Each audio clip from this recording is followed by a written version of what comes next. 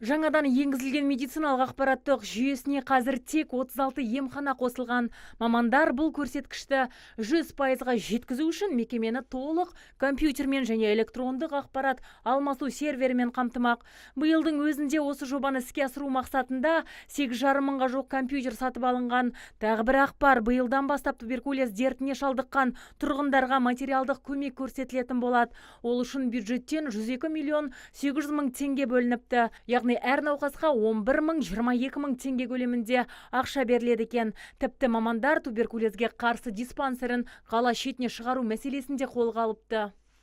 Қазіргі таңда бізде біраз ауруханалар жетпейтін бәріңіз білесіздер. Газеттің беттерінде өздеріңізді көтеріп бұл мәселені қозғап жүрсіздер. Мына туберкулезге қарсы ауруды осы аурухананың қаланың ішінде орналасқан бірнеше рет айтылған. Облыстың әкімінің тапсырмасымен қазіргі кезде 10 гектар жер бөлініп, қаланың сыртынан бұл мәселе шешіліп жатыр. Келесі жылы арғарата бұны проект жобалау жұмыстарын жүргізуді бастаймыз. Одан бөлек онкологиялық диспансердің жағдайын білесіздер. Оған қазір 10 гектар жер бөлініп, жобалау сметалық жұмыстар жүргізіп жатыр. Келесі жылы бұл құрылыс басталатын болады. Бізде тағы да басқа аудандарда да жетпейтін емханалар бар. Олардың да мәселесін біртіндеп көтеретін боламыз. Бірденен бір жылда барлығын салып тастау мүмкін емес. Күнгейде жылына 80 мыңға жоқ нәресте дүниеге келеді. Бала туу көрсеткіші жоғары өңір болғандықтан денсаулық сақтау саласында тағы бір мәселе орын алуда. Перзентхана тапшылығын шешу мақсатында облыс әкімдігінің тапсырмасымен Сарыағашта перинаталдық орталық салуға 10 гектарға жуық жер телімі бөлінді.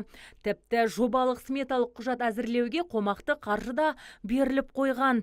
Бұдан басқа осы жылы облыс тарихында алғаш рет бірден 4 ірі емхананың құрылысы жүргізілуде. Келесі жылы Сайрам, Кентау, Мырзакент, Жетісайда су жаңа ғимарат ел игілігіне беріледі. Ал Шымкент қаласында 14 емхана болса, оның ішінде 4-еуі құрылыс жұмысын талап етеді. 4 емхананың құрылысын бастауға тапсырма берілді. Оның біреуі жекеменшік мемлекеттік әріптестік аясында, мына Қайтпас мөлтек ауданында 500 келушіге арналған емхананың құрылысы басталды. Қазір бірінші қабатын бітіріп жатыр. Келесі жылы ол емхана Қайтпас мөлтек ауданында берілетін болады. Қазығұрт мөлтек ауданында емхананың жағдайын білесіздер. Бір этажды кішкентай емхана, аурулар сыймай жатыр. Ол жерге де қазір 2 гектар жер бөлінді. Коммунизм мөлтек ауданы жағында емхананың жағдайын көрген шығарсыздар. Ол жерге де 2 гектар жер бөлінді. Қазір ол да конкурстық процедура жүріп жатыр. Келер жылдан бастап оңтүстікте сал ауруына шалдыққан 3 жасқа дейінгі бүлдіршіндерді емдеу орталығы ашылады. Ал аталған дертпен ауыратын 3 пен 15 жас арасындағы балаларға ем-дом жүргізіп келе жатқан Мейірім оңалту орталығы 100-ден 150 орындық ғимаратқа ауыстырылады. Мұнда арнайы емдік бассейн де бар. Тіпті мамандар 70 миллион теңгені құрайтын құрал жабдықты да сатып алған. Азиза Мадияр, Талғат Қырғызалиев, ТВК телеарнасының жаңалықтар қызметі.